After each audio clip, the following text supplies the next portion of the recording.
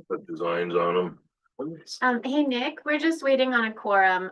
LJ and AJ said they'd be a bit late and Diane didn't say anything. That's really And interesting. Ashley's out of town. So that's why we're just kind of hanging out. Diane said it's getting pretty, you'll communicate with us. Yeah. So that's funny that she isn't.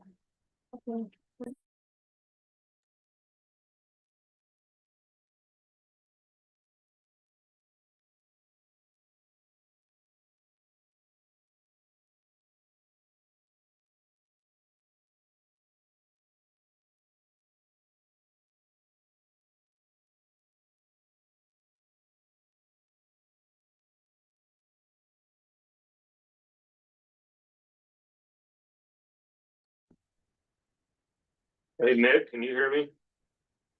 Yes. Hey, this is just kind of a discussion topic. I have a meeting with the city and we were gonna discuss the increase that was in the interlocal agreement. Was Okay. part of our budget for this year. Did you include that in the budget? There was, towards I think I had it in there either July or September. I remember we had discussion on whether it took effect in July or September. Right.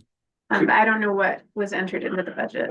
Can you kind of quantify how much that would be if we didn't do the increase Okay. this year, just so I kind of have a dollar amount? Yeah, I'll get that to you. Got someone from the city here pressuring us. Mike.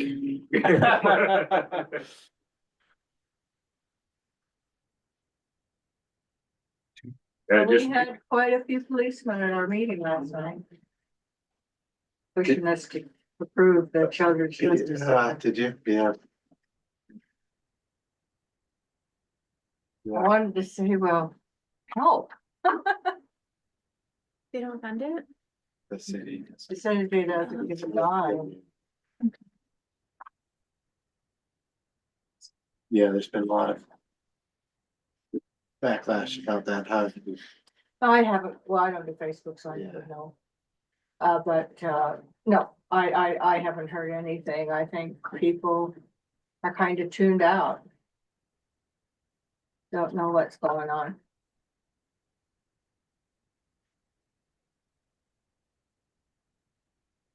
More comments on. We didn't have any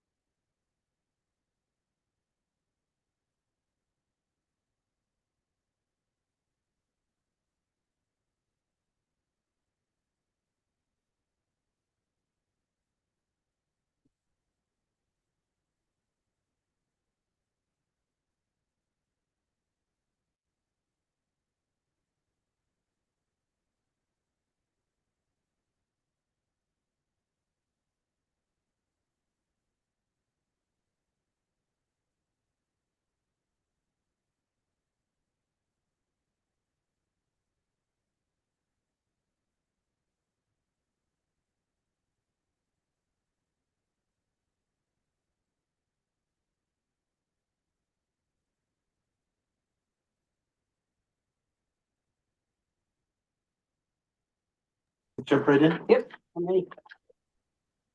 Jessica?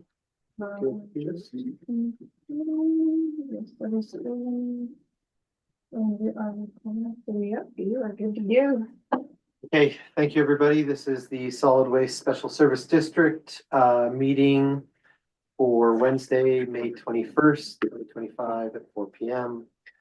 My name is Colin Topper. I'm the chair. Go ahead and call this meeting to order. If we could just go around the room and introduce ourselves. LJ, I'm LJ Blackburn. I'm vice chair. Chris Scoville, district manager. Mary McGann, board member. Mike Dunaway, board member. Lily Houghton, Administrative Manager. Jessica Thacker, District Clerk. Nick Lundberg, accounting support. Okay. Any citizens to be heard? Any emails? Yep. Nope. Okay.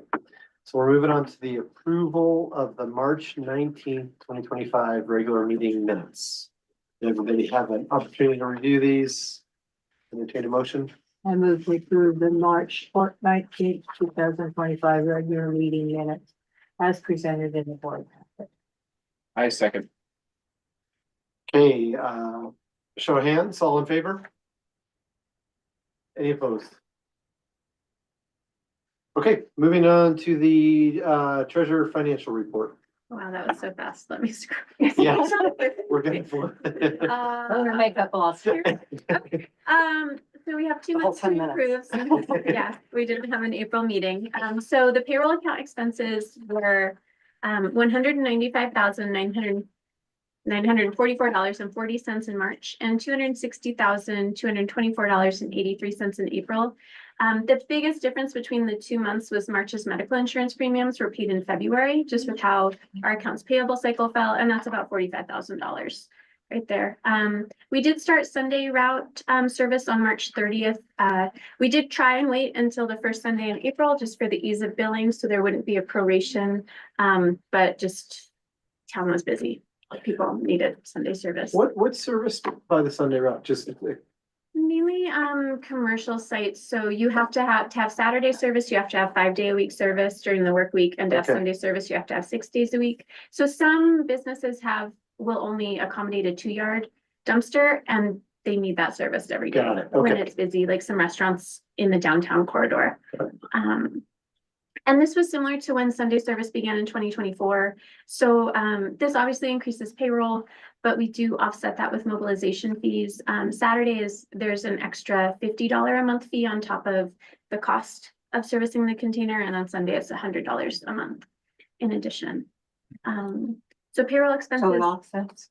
Yeah, I think it does help because usually like the Saturday and Sunday route are pure overtime, I would say, for the staff. We just don't have enough staff to rotate through. And sorry to ask a lot of questions, but then does that material just sit in the building? Yes. Okay. So Monday is very heavy at the Yeah. transfer station. They just come in having to already address what's piled up. Got it, okay. Well, Saturdays they load, just Yeah. Sundays just sits there. Yeah. Also, just to let you know, AJ's and he's on Zoom now. Oh, hi AJ. Hello. Great. Welcome. Yeah, let's see, where were we? So payroll in April did increase. There's some increased compensation for certain positions, and we're still utilizing Elwood as an introductory period for the district. And I mean, this relationship's really working well. We currently have 32 W-2, employees of the district, but we have 7 temps, which brings us close to, back up to 40 full-time staff members, which I would say is what the district needs to operate. And if we had included the temporary labor expenses, which are higher, but since we're not paying medical expenses or payroll expenses, it's kind of equivalent. It would have been $220,000 for March. So about $20,000 on top of that total, and about $23,000 more for April. Operations expenses were $257,908.40 in March. And in April, it was $249,832.29. Building repair and maintenance, there have been expenses setting up the new shop, getting the electrical up for having welding over there. And I've calculated that this comes to about $7,500 that the district has paid to modify the rental building. And let's see. Oh, rentals were paid in April. Okay, so this was the truck rentals. Sorry if that wasn't clear for the rear loads that we're renting. And temporary labor remains a large expense as noted above. And so far to the PTIF fund, we've contributed after April $695,000. So $100,000 was paid in March and $40,000 in April. It was lower in April. We had large equipment expenses in April that we paid cash for rather than taking that funding out of the PTIF fund. So that kind of justified for me, while we didn't meet that goal of, $108,000, a month we were paying cash for things directly out of the bank account. And then there's a list of all the expenditures. I did also include a profit and loss. The income on the profit and loss is not fully complete or accurate. But you know, these expenses differ from the expenditures. The expenditures is kind of more like flow when things hit the bank account, while the profit and loss is more when things were invoiced and when they were accrued. And I'm happy to go through this if there are questions. as I well. just have a Yeah. couple of questions. So on the Cat Financial, the yearly payment number 10 and payment number 7, where are we at on that? How soon are we gonna be?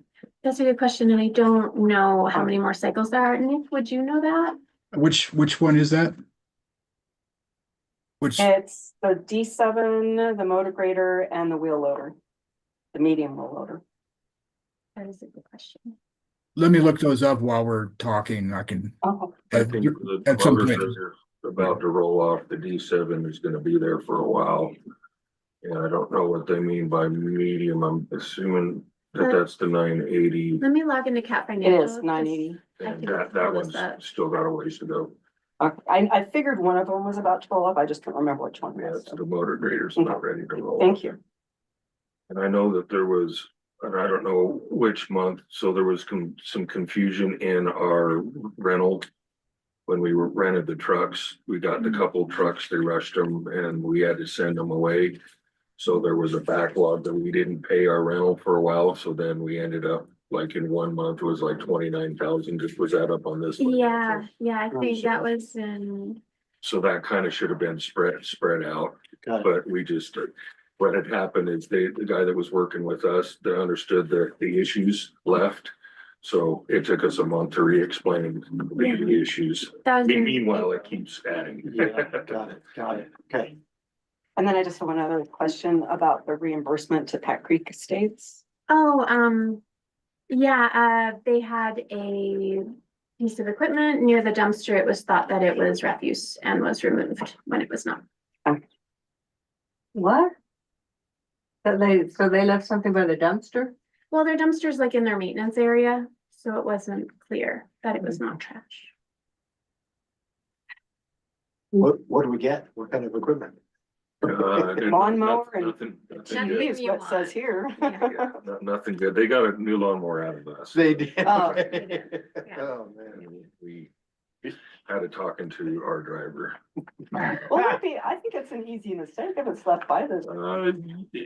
I mean, it is, but it's one of those things. I mean, district policy is, no, but it's, these guys throw, I mean, obviously things get thrown away that a normal person would go, wow. People bring in brand new shoes, Of brand course, new of thing, course, yeah. yeah.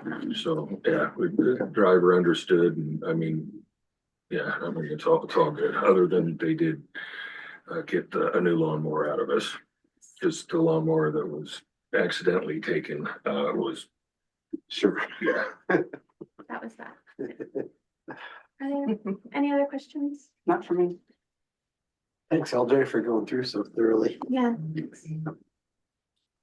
I'll make a motion to approve the expenditures of the month of March 2025 in the amount of $553,852.80, and for the month of April in the amount of $552,963.27.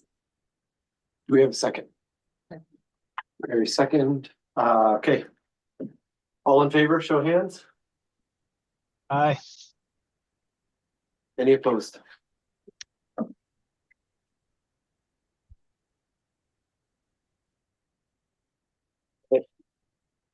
So you got up? Yep.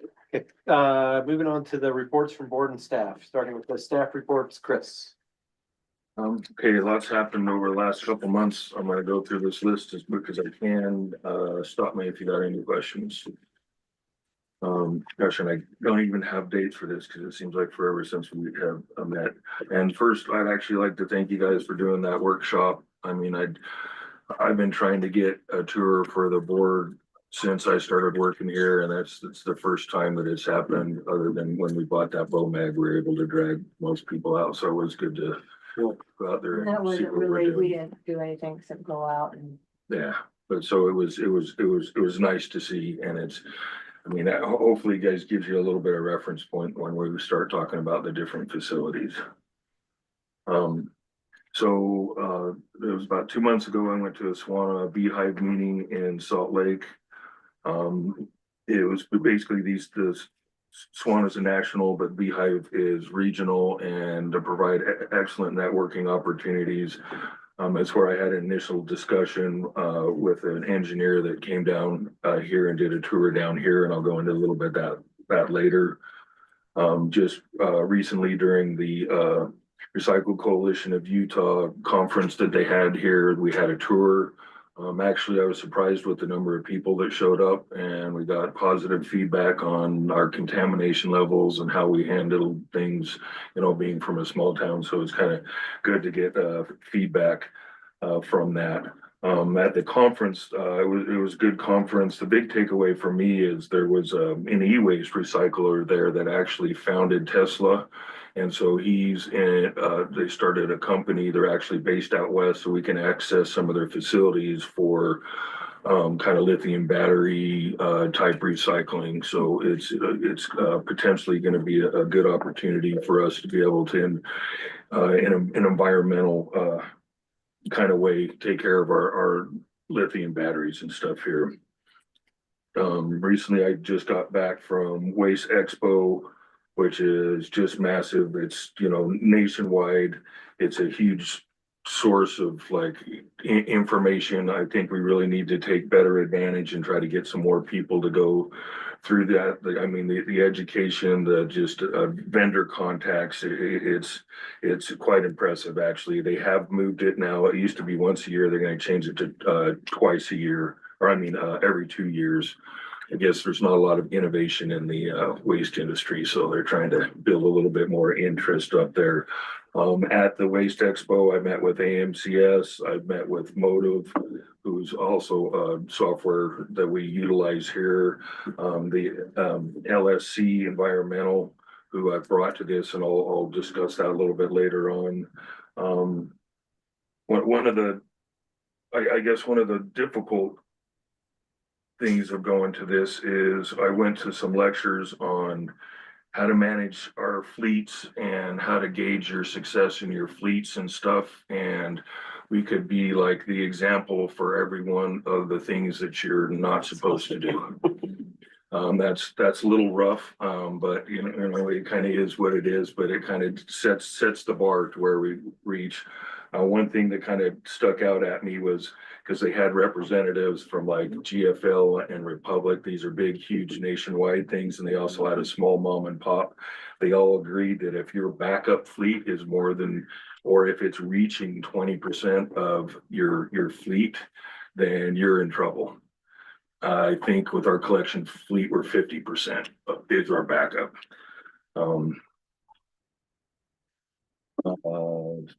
Oh, and the other kind of interesting thing is, I can't remember if it was Republic or GFL.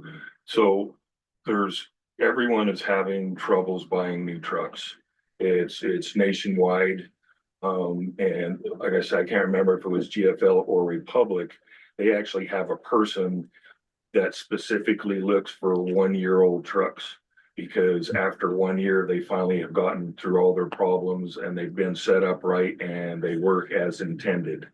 So, and they suggested that you don't necessarily buy brands anymore. You go to your local dealers and you find a good dealer that'll take care of you, because everything new has problems.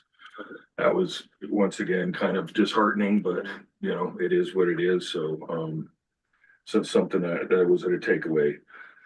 We've been doing reviews.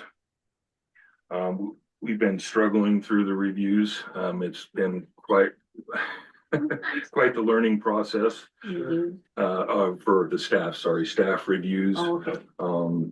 I got your email, Mike. I really like the doing it twice a year thing. I think that could be applicable to not just staff, but myself and the district as a whole. If we can kind of look at ourselves, twice a year at least, I think that's really good. I think that will improve, but yeah, this first time through has been, and thanks to Lily, actually, that we've made it this far. We've been trying since the end of March. ish. Mid-March. And where are you at on it? Three I was quarters. gonna talk about it, yeah. Okay, I'll That's do fair. that, sorry. It's okay. But getting support from Jill from HR. Oh, Yeah, absolutely. great, okay, because that's, Mhm. yeah, that's good. So kind of an update over the property. Thanks for throwing that dollar amount out. We kind of turned the space into right now is just container repair. We kind of brought on a full-time welder and he's got his work cut out for him. I mean, as you can look, if you know, when you're leaving out there, look at just seeing the space that we've been given. I mean, it's made a huge difference to not trip over ourselves. I mean, from a safety standpoint, and we instantly filled up the yard over there, but we've consolidated all of our containers, so it makes it much easier in trying to respond to our customers' needs, because we're not like, oh, we might have one. We have to run up and go check another facility to see if we have something. I've noticed a huge difference when I've had to bring stuff that looks like. Yeah, just getting, I mean, the safety, I can't even, just trying to back up and Right. like everything that was going on. We've just started. I was actually hoping to be a little bit further, but we're running into some issues with the planning and zoning, or the lack of planning and zoning. All over Yeah. the county. I mean, we've just, like, they're pushing back, even trying to build fences and stuff, but it is what we understand. I mean, we just kind of adjust accordingly and just keep trying. So this year I was actually gonna bypass on our mulch grind, just because like we have so many things that we need to spend money on. But with getting the compost grant, we had no feedstock, so we went ahead and we've done our mulch grinding for this year, so we have mulch available. But I have a set aside for mulch, plenty of mulch to be able to handle the composter Great. once it gets here, and I'll let Jessica, I'm sure she got something to say on that. Yeah, the glass, are you gonna talk about the glass things? So Jessica's talked to Alexi and we've kind of designated our containers. We have the containers. We're gonna try to put some designs on the containers and stuff for the glass drop off. And the amount of glass is crazy that is coming in, which directly correlates to us running less trucks and less weight up to Salt Lake. So we have yet, but we are ready to probably get our first load of glass picked up from here. Great. From And this is Motive, one that's going to. Momentum up in Salt Lake. Another thing, I know that it was kind of on the expenses. I thought somebody would bring it up. So we spent probably altogether about $20,000 on 2 containers that we utilized for the wastewater reclamation facility. So we had utilized 2, so they have 2 of our containers. They were fairly new, and within 2 years, they rotted out. Oh, a bad deal. Rusted out. So we were gonna just fix them and give them back, but Levi was able to find an epoxy that we can put on the inside of them. It was extremely expensive. But kind of doing a cost analysis between buying 2 containers we won't make any profit. Basically, if we just have to keep buying them containers and they keep rotting through. So the epoxy they put in here is a 10-year warranty. They're saying that it'll last 15 years. So we'll see where that goes. The metal pile is almost gone. We had recycled 1,382 pounds of metal, which is 691 tons. I have the figures, and I think we figured out a little bit different, but I have about 74,000, just under $74,000 we got for that pile. And it's a good thing we did it when we did, because metal has dropped. Oh, wow, you timed it. Just Yeah, That's like great. this is the highest we've ever sold it.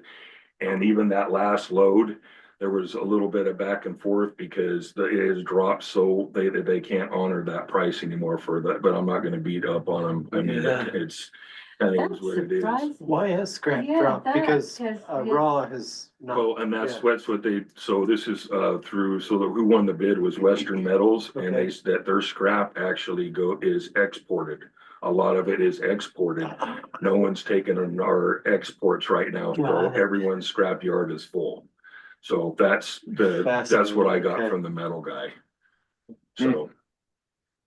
Yeah, I mean, you hate to kind of win by luck because it's not repeatable, but Yeah. we'll take it. Yeah. But now that we're starting from scratch, are we implementing the new sorting system? So I'm gonna start to try to implement. I don't think that we'll be able to pull it off Okay. like this one, but definitely like starting to try to put it together. So the goal would be is one more pile, the next pile, the next time will already be set up. Got it. It's basically just trying to find the real estate and everything for it. And it will honestly probably accrue another position as assistants out here. But I mean, I think the numbers justify the position.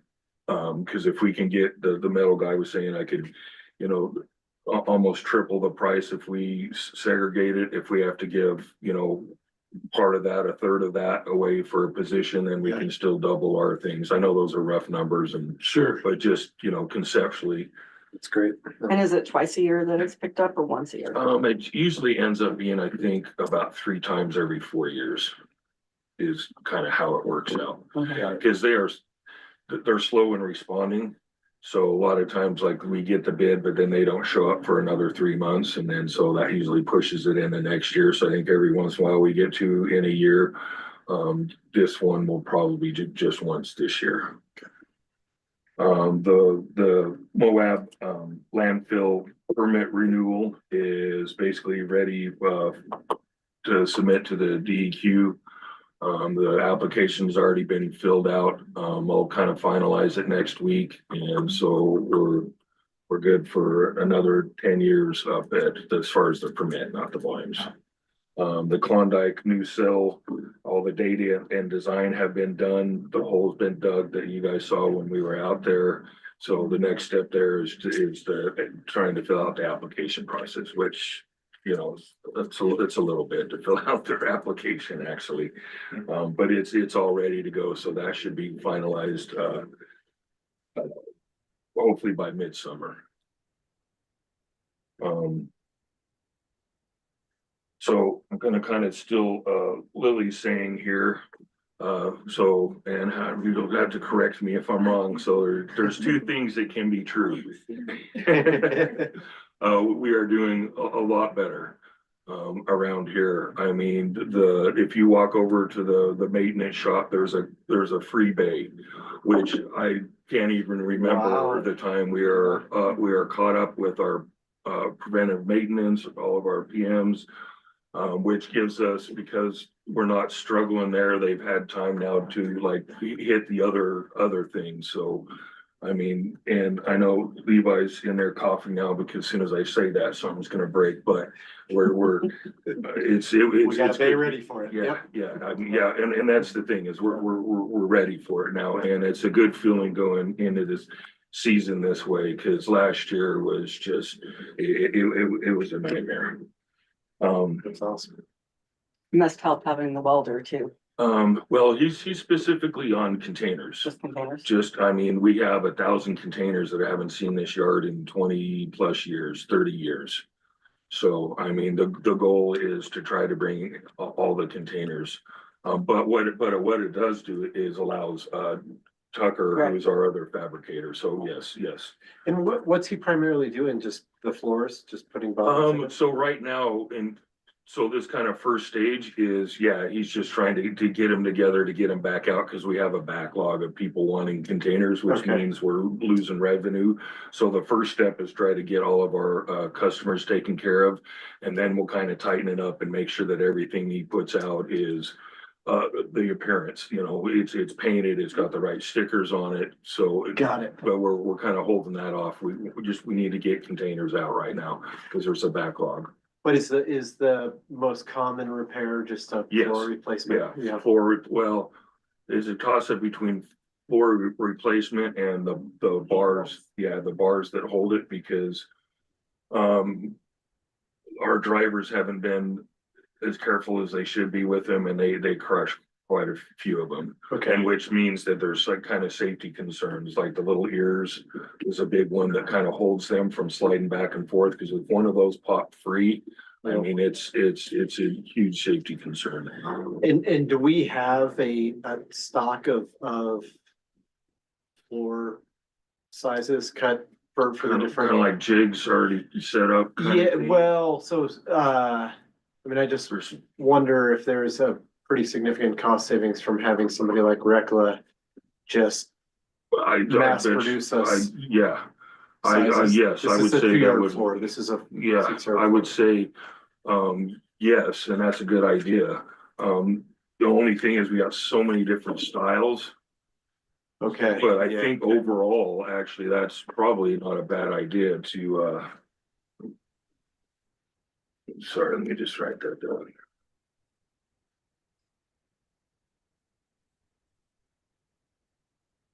That's also, I mean, Rekla is such a good resource too for scrap, for vehicles, and they're always looking for ways to make Moab a two-way trip.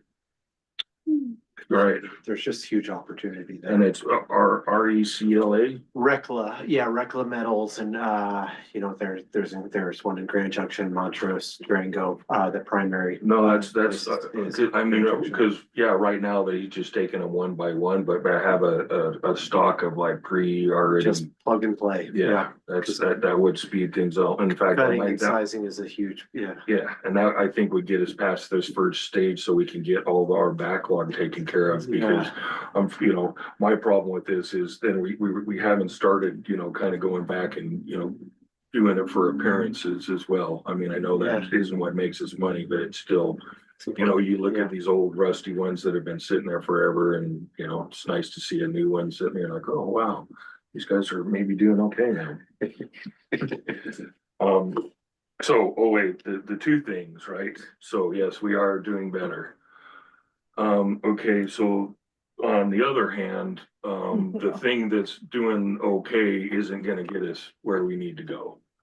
The way things are set up now, I mean, it's keeping us moving forward, but it's not the solution to our bigger problems, and I'm referring to Moab closures, the expansion of the transfer station. And honestly, I mean, even this is kind of a sense of relief, because we've passed the deadline. There was an optimal time that we could set up, that we could take advantage of things, but we passed that deadline now. So, I mean, for me, at least I can stop stressing on trying to optimize that process. So we're just gonna have to accept the fact now that we're gonna have to start investing in infrastructure that we're probably gonna have to replace. And that hurts because we're so tight.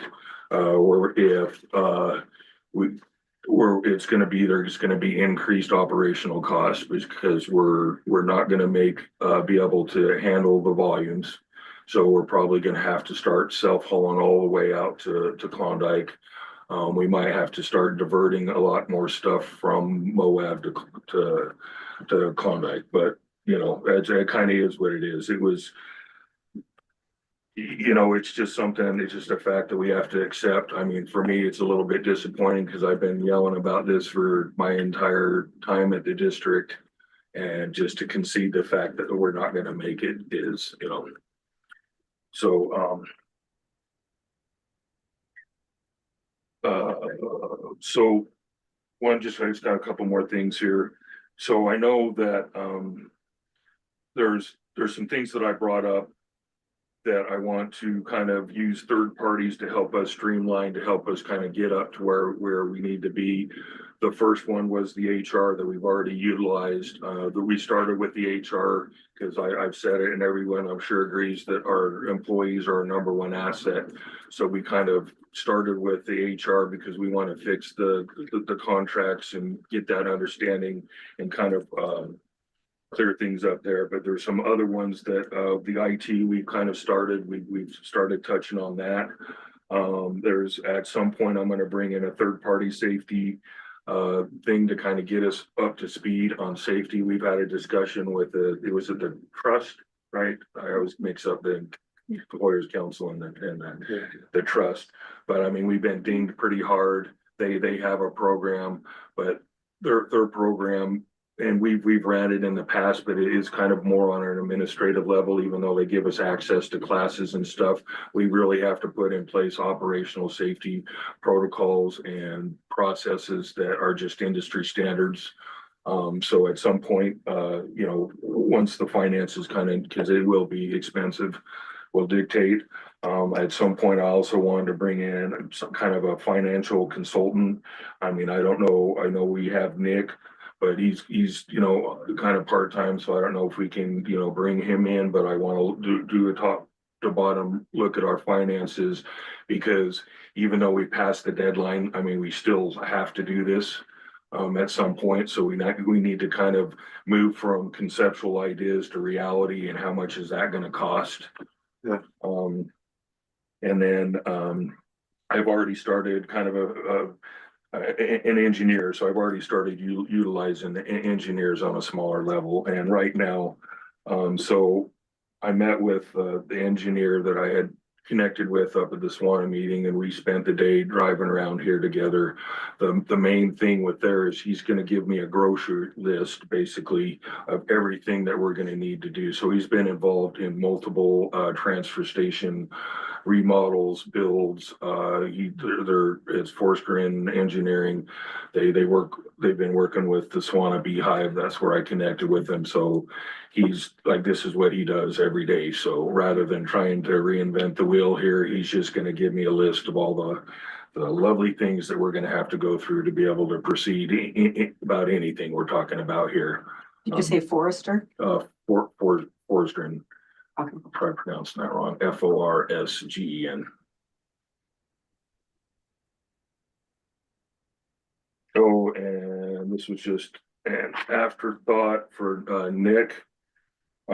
So this compost thing is gonna be, I'm sure there's funds gonna be start to be allocated. And we just paid $33,000 to grind our mulch. I'd like to have that go in there. And I think we're gonna start running proceeds for mulch sales in there as well. We're gonna combine the mulch and the compost all together. I can be sure to classify that in QuickBooks under, Oh, okay. Nick and I have talked about that. Okay, yeah, I know there was previous discussions, but it's. Yeah, setting up a separate cost center, right?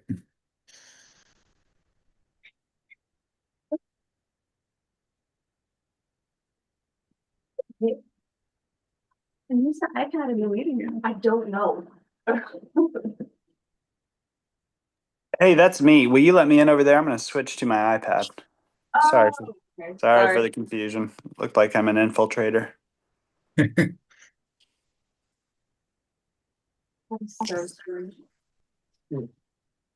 Oh, I think it's the AI otter thing stopped.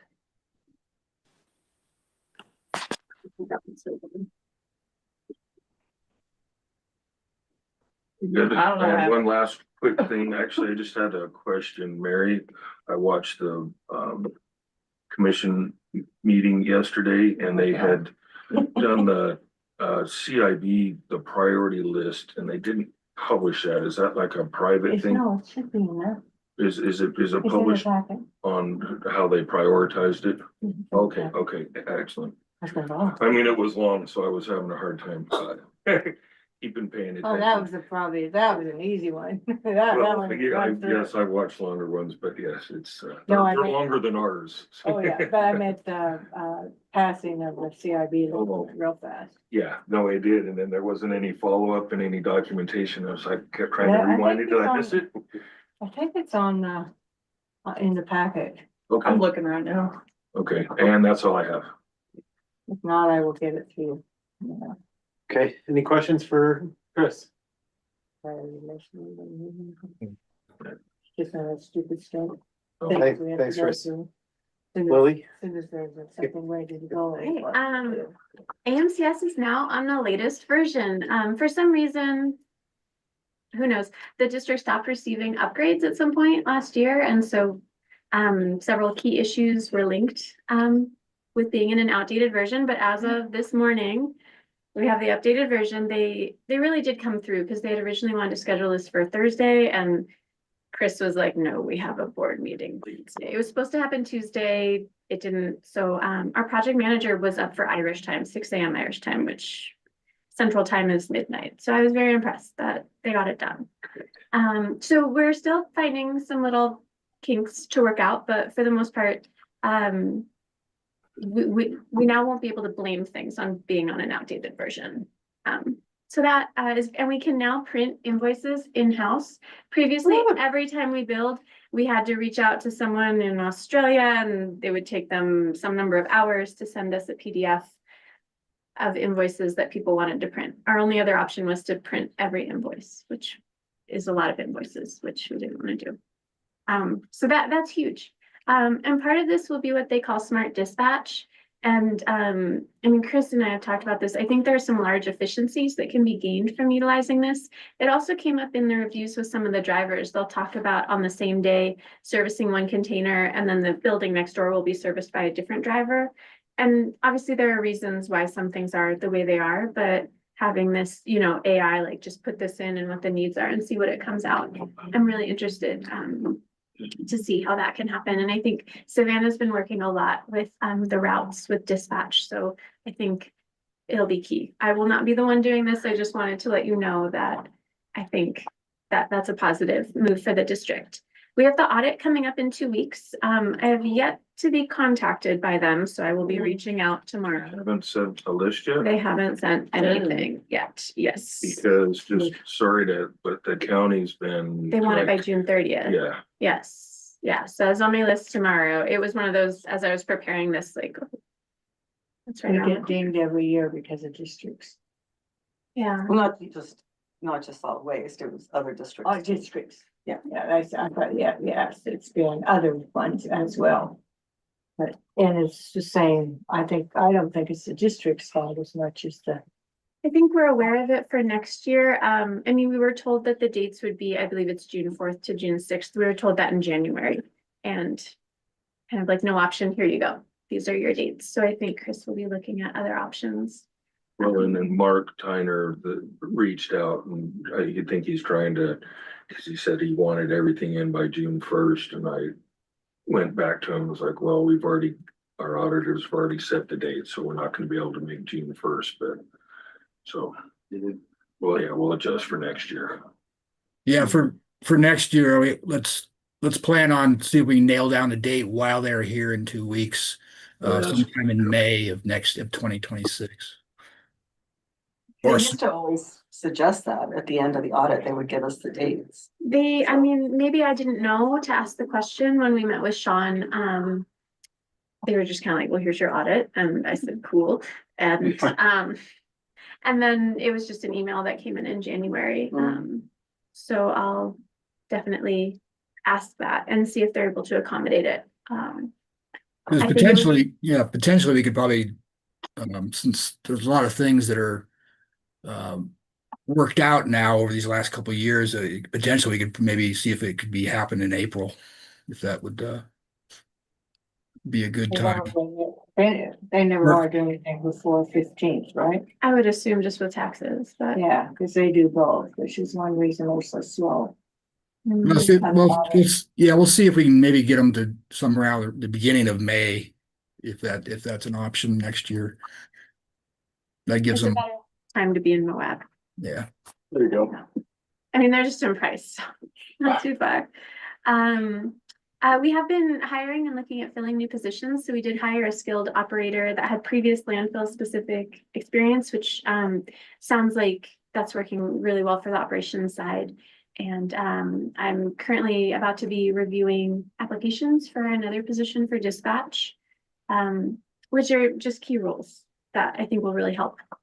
And other than that, I've been making more scribes and how-to for the administrative manager, such as how to do payroll, update the phone recordings was a big one, like how to do that online, how to file a claim with workers' comp or just any insurance claim, how to add and remove things from the insurance. Jill with Expedition HR calls it the hit by the bus principle. Like obviously none of us are guaranteed, and just having those things in place, because, you see it one time, but it's still then when you have to do it yourself, I think really helpful to have a document to refer to. And let's see, yeah, so we're working through the employee reviews and, as Jill says, recalibrating expectations on both sides. I think it's been really enlightening for me, and I think we're a little bit more than 2/3. I think we're, yeah, maybe 3/4, what you were saying. We should have a couple more to do. Let's see, Chris did send the employee handbook to Manning, Curtis, Bradshaw, and Bednar, which are attorneys out of Salt Lake. They've worked with many other Utah government agencies, and they partnered with the Utah Local Governors Trust.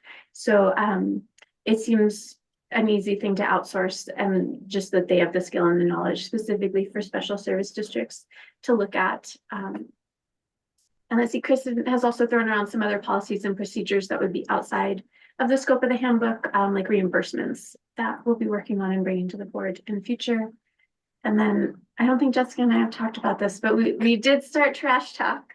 2 episodes have aired. It's the last Wednesday, or what, the 4th Wednesday of the month? There was some confusion on that. It's the last, or the 4th Wednesday of the month, not the last Wednesday. But our first episode was just sort of an introduction to the district and Mob's Waste Stream. Our last one, in celebration of the compost grant, was Rotten realities. yeah. Food waste and recycling. We're working on improving the audio quality. It's just the 2 of us with a microphone. Casey and you lent us, but this month will actually be at the studio, so Oh, maybe okay, it'll got it, sound yeah. better. Great. And it's been fun. That's all I have. When does it air? The 4th Wednesday of the month at, is it 6 p.m.? I think it's 6 p.m. And she made a really wonderful logo that I'm not sure if they'll use or not, just with their. But I put it on our Facebook, so. Oh, excellent. Okay. They're just a half hour long episode. Trash Talk, I think that's a great name. Really. Inspired by Cosmos Corner at the library with alliteration.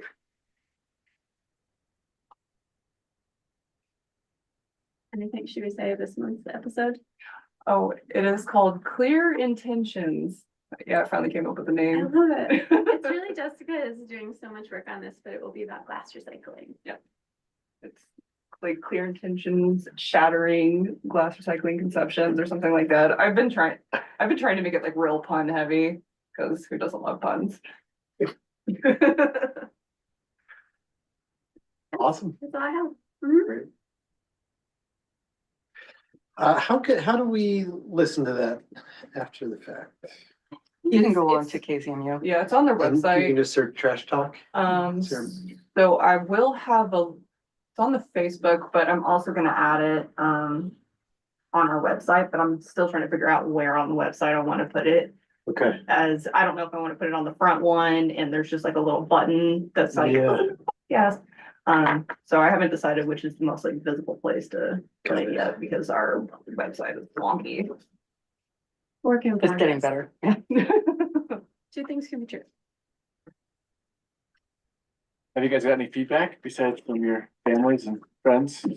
I had one person actually text me. I had an old employer here text me, and they're like, I was like, oh, right. She's like, no, I loved it. It was really fun. So Nice. I've gotten one positive comment, but I don't have a lot of friends in this town. Yeah, so. no one's reached out to me, which I somewhat really appreciate. I was driving home one night and realized it was on the radio. Did you hear yourself? Yeah, Oh, your wow. voice is never. Yeah. your voice Yeah, is- isn't that always surprising? I'm always shocked when I hear my voice. And And then I have a total different thought of how it sounds. And then my son came out and was not at all interested in this. Boring.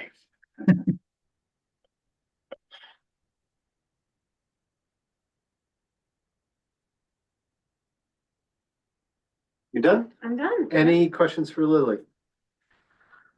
Oh, okay. Jessica. I'm just gonna be really brief because both Chris and Lily have kind of touched on other things that I've been working on. So I'm just gonna focus on the main thing, the grant. This grant, I am sorry to say, has been an absolute pain. Because we went through another round of suspended funding. Oh, no. Really? Yeah, I actually just got confirmation yesterday that our account is back and active. Because I wasn't getting any sort of, like, communication from our contact.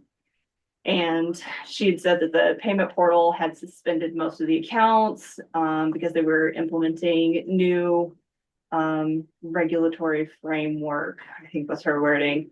And, they weren't providing any sort of, resources on how to move forward. So I literally just, I believe on Monday, got our welcome kit. Oh, great.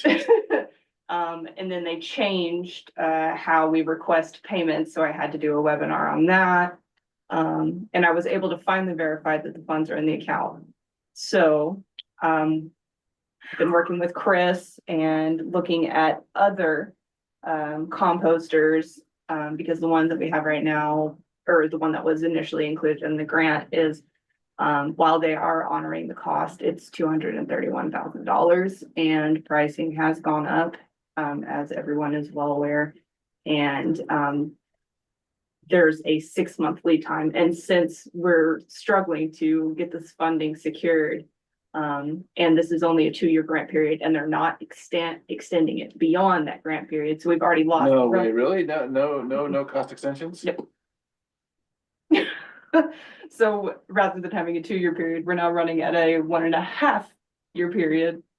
And to find out that our composter is, or that we were looking at, has a 6-month lead time that gives us literally a year to get everything done. So we decided it would be best to go outside and look at some other options. So I was able to secure 2 other bids. So we have a low range, a mid range, and a high range, but the low one being a $59,000 bid and the mid one being about 113. These are all completely different systems.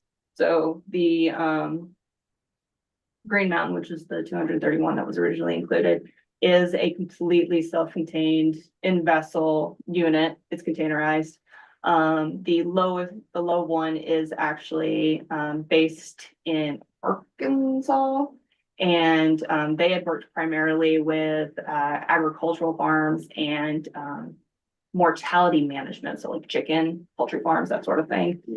That one is a tunnel, so kind of like, think of your, rotating composter tunnel, just big. But that one allows for expansion, so we could start with a smaller one and expand out, and that one's only got, I believe, a 2-week lead time, because it's just the HDPE plastic. So it doesn't have all the stainless containers. And then the middle one is kind of like a covered aerated pile sort of bay system.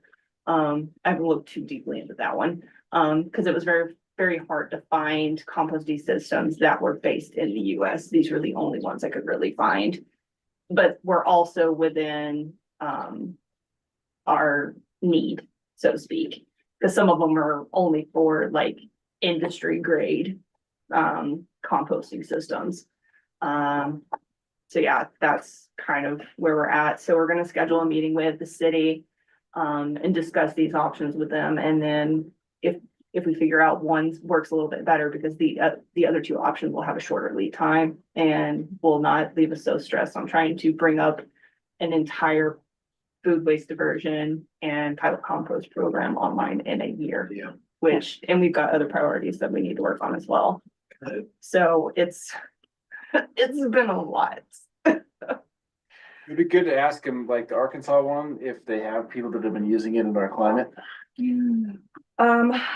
Yeah, that would be good. I mean, they do, I did tell him where we were located, and they do seem to have, they do seem to think that ours would work, it would work for our environment, because their major factor or issue is humidity. Too humid. Too humid. So, I mean, I think our biggest thing would just be moisture content. So we'll see. But we're gonna go through all that and Yeah. try and figure it out. The plastic too might break down, right? Yeah, but this one has that one has a 10-year warranty, whereas the Green Mountain Technology only has a 1-year warranty. Interesting. So I that, love there's, the scalability too. I do like the scalability and, they seemed very eager. I mean, he sent me, videos from where, because a lot of, extension offices, like you, sort of like the USU use that system Okay. primarily. But they all seem to be heavily focused on, mortality management. And I was like, we're just gonna be focusing on food. And they're like, oh, that won't be an issue. The system is convertible between the two. Okay. He's like, you just won't have as many More options zebras? because you're not trying to deal with a bunch of dead chickens and turkeys and stuff. I was like, yeah, we're not planning on mortality management. What was the brand name of that one? Ecodrome. Eco. Yeah, so Ecodrome's the lower level one, and the middle one is ECS engineered compost system. Okay. So that's where, but we're gonna have to kind of like really move quickly on those because the quotes for those are only good until the end of June. Yeah, it's been fun. Okay, any questions? Exciting. Yeah. It's exciting, yeah, thank you. It'll be worth it when it's done. Persevere. Yeah, it'll be worth it once it's, up and running, but the going back and forth between, oh, you have funding, no. Oh, you have funding, no. No, you have funding again. It is a good idea to spend it as fast as you can. I was gonna say. Well, I had to learn how to do Change their the, mind again. I know, but I had to do the webinar so I could learn, because they've got a new justification system. So we now have to justify all of our costs, even though all of our costs are already built into the budget narrative. And then they changed the portal a little bit, so that was fun, trying to learn how to re-navigate it, because it is not user friendly at all. I hate that system. Thank you. Yeah. Any questions? Thank you. Yeah. Great. Nick, what do you got? I'd circle back to LJ's question. You're wondering how much longer is left on the D7? Was that your question? On all three of them. Okay, yeah, the D7, that one's an annual payment. It goes through April of 2020 or 2030. The 938 wheel loader is a monthly payment, and that goes through November of 2031. And the 980 wheel loader is through March of 2028. And that's an annual payment.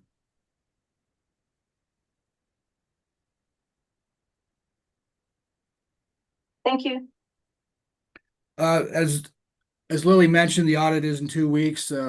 The time frame is the 3rd through the 5th. So that's a Tuesday, Wednesday, and Thursday. Last year, they were essentially done within 2 days. So I would imagine it's probably gonna be similar. I know that I think in the past, they've either talked to or interviewed a board member or two during their stay, so that might need to be available. And then also they interview the district management, generally a session. I think as like last year, I think we'll be in good shape for that audit. I'm still working on the accounts receivable reconciliation at 12/31/24, but I think most everything else is looking good in terms of the financials. Let's see. Some of the as Lily had mentioned, some of the items that there were some expenses related to the new building.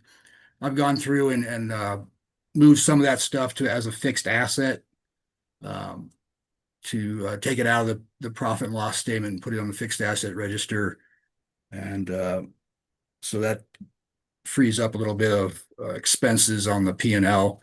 And again, I want to get maybe at the next meeting, we can have a more in-depth look at that P&L year to date. I still need to get the March and April revenue numbers in there. I apologize for that, but we'll get those in. And then going forward, I think we'll have some good numbers to look at during our board meetings to see how on the profit and loss aspect of where we're at. So I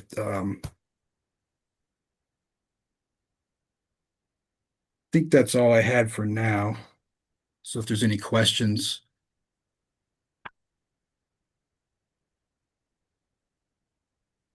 No questions? Got off easy, Nick. Thank you. Board reports. LJ, you want to start us out? I have nothing. Barry?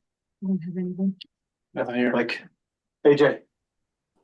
Yeah, I just say I really enjoyed our field trip the other day. So thanks to our wonderful staff that guided us around on that journey. Also say as a customer, I can pretty much set my clocks by the pickup schedule lately as I've been watching. So everyone contributes to that and the pickup crews especially. A couple things stuck out to me out at Klondike. I really liked Chris having the foresight for configuring those cells and as we're filling them up, making sure it's a good long-term plan for that. I think he said for whoever the next guy is, but I think we all kind of hope that Chris is the next guy. So good job, Chris, helping out there. The other thing that stuck out at Klondike was the grocery bag that I watched from 10 feet off the ground that climbed up to, I think, an altitude of at least 200 feet, kind of up in the canyon land out there. I know we're doing what we can to work on that as the trash kind of gets blown up over those fences, but I think that's whatever we can do there is really good. The last thing was I just did not realize how big that Moab landfill was. I mean, that's an entire Oh, mountain. that's huge. I was surprised too. Yeah. Chris drove us around on the backside of that. It's it's pretty remarkable how much trash is in there, how big that thing is. So it's pretty cool. A great experience for me. I really appreciate it. Hey, and that sets me up well because after our tour, I went back and I did some research into the city's plastic bag ban and talked to some people, including code compliance, and just happened to be at Walker Drugs next couple of days after that, and they were so I didn't realize that with the bag ban that's active in the city right now, there's a thickness associated to the bags, and the thought was that you know, getting rid of the thin bags and allowing merchants to use the thicker plastic bags. So I think that's something the city will look at. But also Walker Drugs and other places have, I think, become complacent and started using A lot of places become. the thin bags again. And so code compliance has been made aware, and I think they've made some visits to some of these merchants. And yeah, so it just like everything, I think it just needs to be, there needs to be a reminder, and so maybe we'll move forward, and then possibly later this year, we'll look at, the actual bag ban, and see if there's some adjustments or anything that can be done to make it a little more effective. Because the vast majority of plastic bags in this community would be coming from the city, and so that is, while we can't control the county. And then you can't control what people bring in, because people go to Grand Junction or, Absolutely, yeah, but and then a lot of the bags aren't even. But I noticed when I was out there, a lot of the bags that were flying around were like bread bags. And things like that. And they weren't yeah, that's a even- good point, Mary. That, that we have, we can't, it's. So it's really hard. Yeah, but we'll try to control what we can. Yep. And then I think that's it for me. Thank you for following up. Yep, you bet. Okay, no old business. We got new business. Discussion of possible action item on the NCL master lease agreement, exhibit E, leasing resolution. So this is I guess this discussion goes back to when we started, when I got approval to get the rentals. Obviously, the rentals are not a long-term solution. We pay a lot of money for the rentals, they've done what we wanted them to do, but, we obviously need to transition out of that.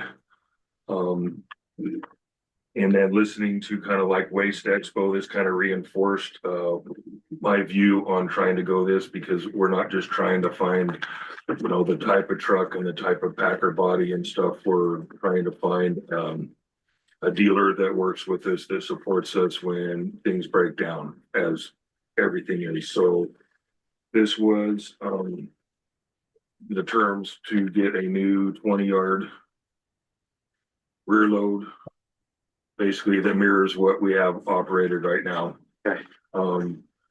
Just to qualify something, so there is a benefit in trying to standardize your fleet.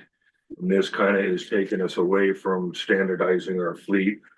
But right now, we're trying to figure out what works. So we run Heil. Our 2 new trucks that were purchased by the last director were New Way. Our 2 rentals are McNeilus. These are going to be curb tender. So it's not like, I can purchase something that would standardize our fleet. Right. Why not try another one? These guys curb tender, and I think they just purchased Battle Motors. They have really good reputation for quality. So that's kind of the background I know about curb tender. I don't know until we get it here. I can talk to people like we've done with the New Way and stuff, but until you get it out on the streets and our guys operate it, they're the ones that'll tell us whether it's good or not. And then followed up with the mechanics, whether how fixable and, so they kind of have to get it into play. So my thinking in this is I wanted to try one from this company, judge the dealership, also judge the finance company. This finance company is back through Sourcewell. So this is all Sourcewell pricing, which means that we can bypass procurement policies and stuff. We're guaranteed pricing models. And she's works, gauges their work towards municipalities. So this is a municipal lease. So we have really easy terms. I don't know. Did you get a copy of this, Nick? Yes. There was basically two terms that I had her send. I think she only sent me over an amortization schedule for the 7-year. No, Yeah, it was the 84 month at 35.79. the 5-year.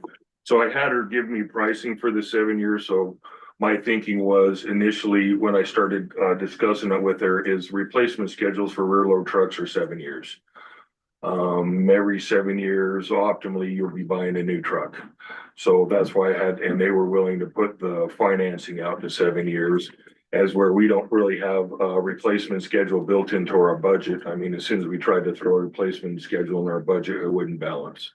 But what we can do is we can start putting leases in there, and then that gauge it, then we kind of force fit it into our budget, and we just accept that there's going to be leasing payments at least until put us out a couple years until we can kind of redo our financial models and stuff. Yeah.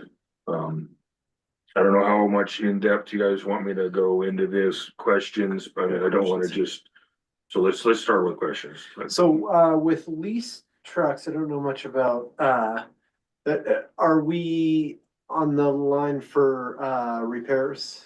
Yes. Yes. And so, but these are new trucks. And so at less than half the cost of what it costs to rent a truck for a month, is that what I'm seeing? Am I reading that correctly? Yes. Are we just waiting, just sort of cautiously into this what's your thinking? Why aren't we just leasing 3 trucks or immediately and getting rid of them? Well, there's lead times on trying to get the trucks. Okay. So this wouldn't even come until, I think it's July is when this one, so there's. The first payment's due the end of July. Yeah, so there's lead times on new trucks. And the initial thinking with the rentals, I just needed something. Yeah. So that's where we got it. I'm moving forward cautiously because I don't know curb tender. I don't know the financial component. I'm shopping dealerships, to be honest with you, to kind of see how this one works. He's got more spaces. So that's the other thing is like if I try to standardize the fleet and we love this one, he's only gonna be able to put out so many for us, you know, over a certain amount of time. Got it. I think the most he could get to me is he could get me 2 this year or 1 by next year. Okay. Yeah, so why aren't we replacing one of the rentals with? Well, that's kind of the thing. As soon as so this is the first truck that's Okay. available, first line. Because basically, and this got brought up and everyone hates it. So garbage trucks they take a brand new truck, they go in there, they cut it up, they tear all the electrical out of it, they put a Packer body on it and they rewire it. They don't just make garbage trucks. So you basically have spaces like these dealership have so many that they get every month. Like the one we're dealing with, he had so many spaces and he had one available. That's how this option came up. Got it. So it's not just shopping and trying to test things out. That's just all that's available through this dealership. Got it. And I'm sorry to keep pressing this, but Yeah. I must not be understanding. So one of the rentals is going back. As soon as we get As soon this as we truck, get this, as soon as that's the Okay, thinking. that's Got what it. I- Yeah, so that's, Yeah. so yes, so as we purchase these, the rentals will go back. Immediately. Okay, got it. That's, yeah. Got it. Thank you. And there is, I mean, but I'm kind of thinking along the same lines. I mean, gosh, maybe we just jump in and try to get 2 of them. Yeah. But I just, it's like, there's so many unknowns as far as the district going forward. I'm just careful on where we're kind of committing our Yeah. resources. I mean, like, on the one hand, we're doing good. We got finances, we're paying our bills on time. I Yeah. could spend it all tomorrow. Yeah. And more. Yeah. I mean, so I'm trying to kind of balance, engage and do go and shop dealerships is the other thing. Well, And so, this is really exciting. Yeah. and so if we're responsible for all the repairs and stuff, like what's the dealership's part in this for the, Well, so when we first get it, there'll be warranties on it. okay, I've already started talking about extended warranties. It's what I mean, I've had discussions over the last month with some equipment things, trying to basically, so what happens, I kind of took the eye off some of the equipment, some of like the 980. It's due till March 2028, but hours wise, I should have already turned it in so that we could replenish our warranty because we're so isolated. It costs us a lot of money to get people here to work on stuff. Sometimes that's the biggest expense is to get. yeah, So if I can keep newer models, because we run, especially on equipment side of things, we run low hours, so there's lots of equity if we can just kind of keep trading them and go out, and there's sweet spots in them and equipment, the truck's a little bit different than equipment, but the same kind of model. So the dealership would deal with parts support, like we call them, this is broke, they run it over here. That's part of the dealer, consumer relationship. I mean, that's his promises. If you break down, I'll have someone there, of he's in course. Grand Junction? Yes, they're in Grand Junction. So closer than our Salt Lake where we purchased our last 2. Great. So, Yeah, so that's what the dealer does. Did that answer? Yep. Okay. Yeah, so the rental trucks right now are each costing us between $8,000 and $9,000. These 2 right now are 8,000 a piece. 8,000 piece, yeah, so this is smart. Yeah, so 16, well, I'm looking at $16,000. Yeah, divide that by, if we do the 5-year 47, I mean, there's 3 trucks. Yeah. Yeah, that's definitely, even when I was running these models through the AI, that's what it kicked back. Yeah. Yeah, rentals are good for stopgap measure, but your best savings is gonna come with newer leaser trucks and turning them in and keeping your repair and maintenance costs lower because that's gonna cover your payments. Great. I mean, we're always gonna have stuff break. Yeah, That's, absolutely. so, I know my mechanics freak out when I start trying to say, don't worry, things gonna break. Thanks, Chris. Great. There is a little bit of standardization that is happening because we do have a number of Freightliner chassis in the fleet already. It'd just be the bodies that vary, but that allows you to see what which body works good for you and which ones would be maybe second tier. But yeah, the fleet currently has a number of Freightliners and some internationals. So these lease trucks on this proposal are Freightliners. Yeah, and that was discussed. He actually, Thanks, Dick. but yeah, that's actually a good point, Nick. He brought up, we can choose what, truck and chassis that we put underneath the truck. I mean, it's, we can't pick anything, but he did throw International, Freightliner, Kenworth and stuff. And since we already had a couple Freightliners, that's Yeah. why we went with the Freightliner. Makes sense. Ready for a motion? I'm ready for a motion, yep. I move to approve the lease contract between the Solid Waste Special Service District Number 1 and Lease Servicing Center Incorporated and complete the leasee resolution as presented in the board packet and signed by the chair. We have a second. Second. Thanks, Mike. Okay, all in favor? Aye, I, okay. Chris, thank you. It's a great direction. Yeah, I would love to replace all of them. Yeah, I know you would. Tomorrow, but- I know you would. Discussion, possible action item, the LSC environmental. So we discussed, I'm not necessarily pressing for an action item on this, but there's some details that need to be worked out. But I wanted to kind of get this on here.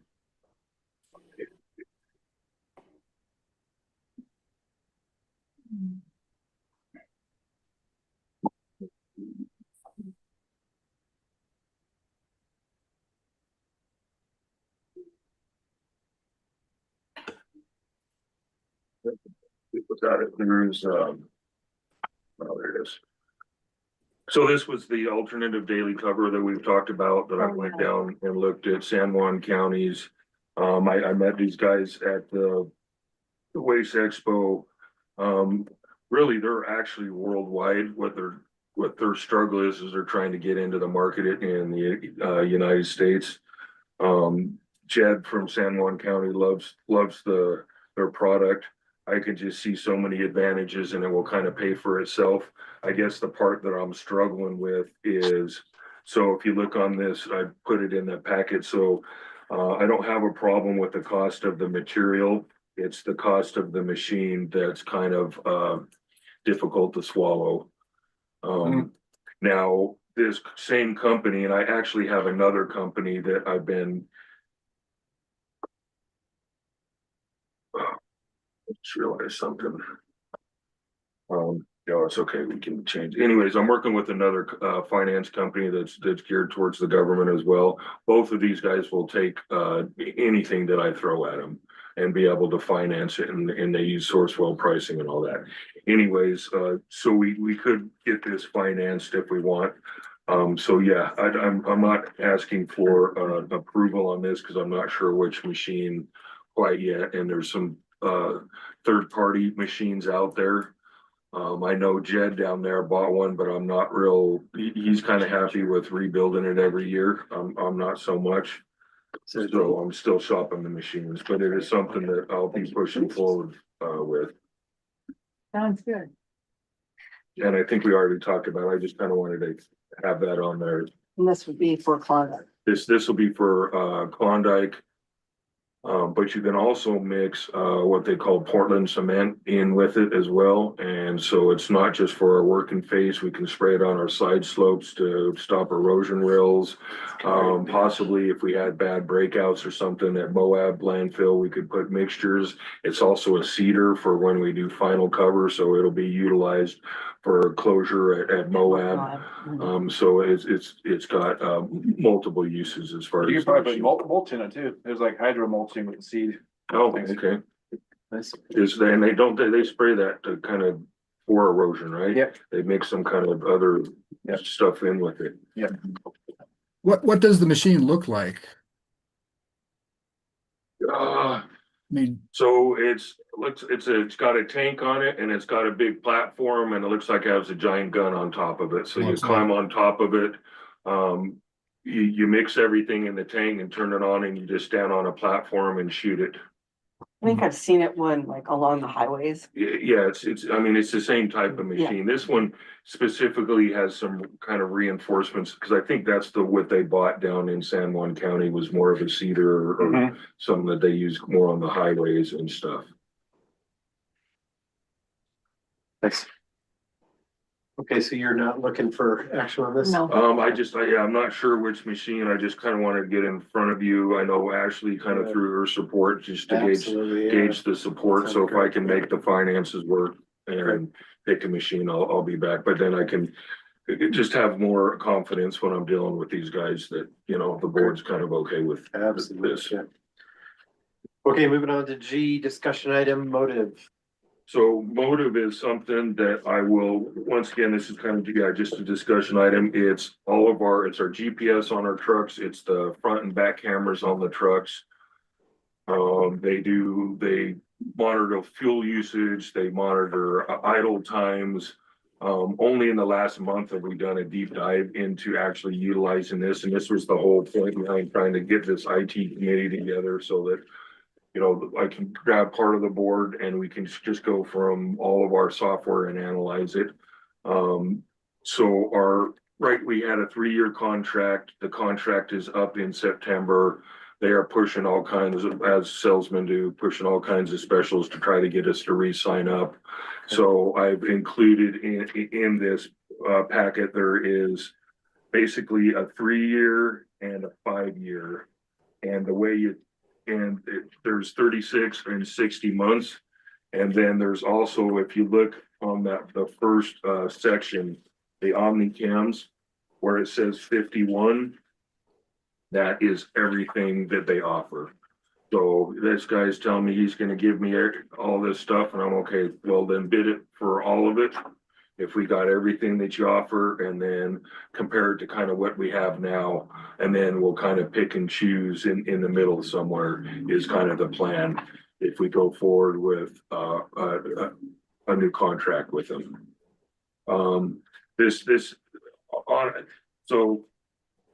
This isn't the only company that does this, and we've looked at other companies. But this is such a huge tool for us to be able to, when a customer calls in, we bring up the camera, no, it wasn't out, or when our guys back up and do a thing, oh, it wasn't up, no, yes, it was you. I mean, it just basically gives us the truth and it helps us manage our fleet. Yeah. And, you know, it's the fuel, like we've just discovered idle time. So when somebody's stopping at 7-Eleven, 15 minutes, I don't have a problem with. They're human, you know, use whatever you need to, you know, keep yourself safe. But when you're there for 45 minutes, this thing will ding. And I can set the timer, so then dispatch has authority, so they don't have to watch everything. They'll just get notifications, say this truck is stopped for X amount of time. Hey, you guys okay? What's going on? I mean, we tried, the bigger one actually does have in-cab cameras. I've worked with in-cab cameras. I'm not a big fan, but we've had a couple of incidences where I know people were on the phone and it's just a huge liability. So we can set parameters, is what they say, to where, and I'm not sure how they recognize it, whether it's AI or something. If people are on the phone, it'll record it, but it won't just like continuously record. So you can't just have somebody sit there and watching them. So an event has to happen before the recorder kind of comes in. Okay. So that's that. I mean, any questions on that? Chris, I used to work for a company that had in-cab cameras, and the in-cab the way that they did it is whenever a parameter that was set off that would do the outside cameras, it would immediately kick that one on. That was how they did it. Yeah. So like if, cause I had an incident where somebody cut me off and I had to brake too hard, and, it was their company policy. They're like, oh, well, we need to make sure that you weren't on your phone because you were braking too hard. That allowed me to be like, no, I actually wasn't on my phone. That's exactly. And then what this thing does is it loops. So that it might be recording like 60 seconds at a time. So, but then when an incident happens, then it'll save that minute. So it doesn't just start, so it doesn't catch it after. So it's in a loop. So it'll catch, you know, the minute prior to on the as well. So yeah, you know, technology, it's great stuff. I'm not afraid of technology, and, you know, if it's not this one, it's going to be another one that we're going to need to utilize to just help keep our guys safe, the community safe, and keep everyone accountable for what they have to do. So that was that. Great. Any questions on that? Okay, moving on to H, discussion possible action item, AMCS update, new contract. This is all you. I did this to myself too, didn't I? So I had a pretty frank discussion, with AMCS down there at Waste Expo. Basically, what they're willing to do is all the terms that was in the old contract, but they'll give us an out every year. So basically they're not gonna hold us to a 5-year contract. It's an annual new renewal.